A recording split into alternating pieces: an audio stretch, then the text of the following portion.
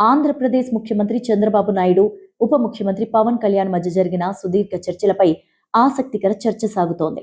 ముఖ్యమంత్రి చంద్రబాబు నాయుడుతో deputy CM Pawan Kalyan దాదాపుగా 2.5 గంటల సేపు సమావేశమయ్యారు.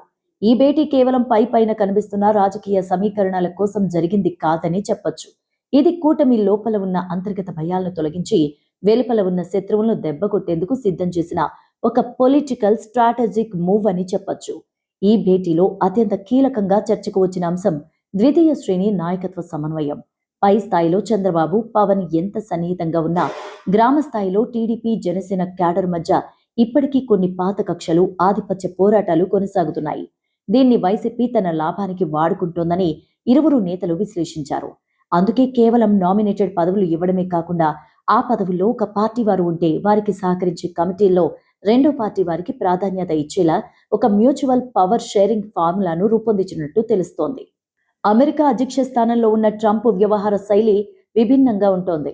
ముఖ్యంగా ఆయన్ను ఇరుకున పెట్టేలా, ఇబ్బందికి గురి చేసేలా ప్రశ్నలు ఎవరడిగినా వారి మీద ఎంతలా విరుచుకుపడతారో మరోసారి నిరూపితమైంది.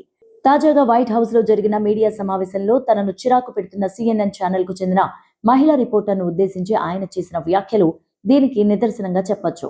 ట్రంప్ ప్రభుత్వాన్ని ఎప్స్టీన్ సెక్స్ స్కామ్ చికాకు పెడుతున్న సంగతి తెలిసిందే. ఈ కుంభకోణానికి సంబంధించి కొత్తగా విడుదలైన పత్రాల గురించి సిఎన్ఎన్ ఛానల్ కు చెందిన ప్రముఖ రిపోర్టర్ కైట్లాన్ కొల్లిన్స్ ట్రంప్ ను సూటిగా ప్రశ్నించారు.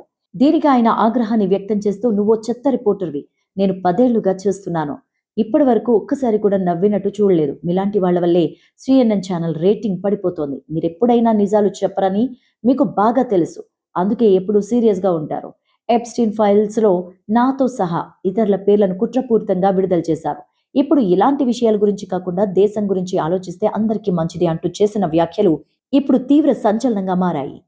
పవర్ స్టార్ పవన్ కళ్యాణ్ కథానాయకుడిగా కల్ట్ కెప్టెన్ హరీష్ శంకర్ దర్శకత్వంలో రూపొందుతున్న ఉస్తాద్ భగత్ సింగ్ చిత్రంపై భారీ అంచనాలున్నాయి.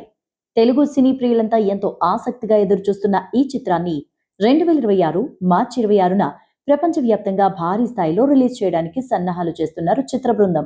పవర్ స్టార్ పవన్ కళ్యాణ్ అభిమానులకు ప్రత్యేక విందుగా నిలవడంతో పాటు అన్ని వయసుల ప్రేక్షకులను అలరించేలా వినోదభరితంగా ఈ చిత్రాన్ని మలుస్తున్నారు. ఇప్పటికీ విడుదలైన తొలి గీతం దేఖ్ లెంగే సాలాలో పవన్ కళ్యాణ్ కనిపించిన తీరు కట్టిపడేసింది. అభిమాని నుంచి దర్శకుడిగా మారిన హరీష్ శంకర్ పవన్ కళ్యాణ్ తో రూపొందించిన గత చిత్రం గబ్బర్ సింగ్ తో ఎంతటి సంచలనాలు సృష్టించారో తెలిసిందే. ఇక ఇప్పుడు ఉస్తాద్ భగత్ సింగ్ తో అంతకు మించిన సంచలనాలు సృష్టించడానికి సిద్ధమవుతున్నారు. Mega power star Ram Charan హీరోగా బుచ్చిబాబు సానా దర్శకత్వంలో రూపొందుతున్న అత్యంత ప్రతిష్టాత్మక pan Indian sports action drama Peddi production చివరి దశలో ఉంది.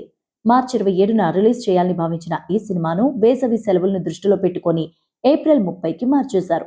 ఈ అదనపు సమయంలో మేకర్స్ భారీ స్థాయిలో ప్రమోషన్స్ కు సిద్ధమవుతున్నారు. రిలీజ్ డేట్ పోస్టర్లో రామ్ చరణ్ మాస్ లుక్ తో అద్దరు కొట్టారు.